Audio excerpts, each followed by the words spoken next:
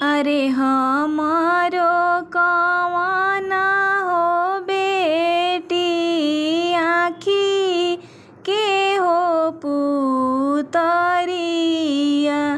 अरे दीनवा हरेलुए बेटी भूखिया हो पियसिया। अरे रतिया हरेलुए बेटी पापा सुख हो निंदिया।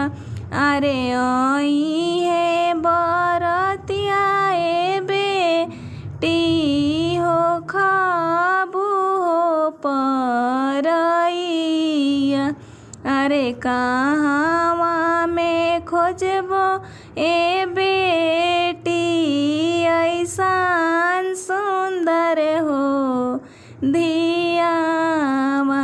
अरे कहवा से लैबो ए बेटी दानावा हो दहेजावा। अरे रोवेली कवना हो बेटी नयनवा ढारे हो लोरावा। अरे हम नहीं जइबो ए पापा जिया पाना हो ससुरावा।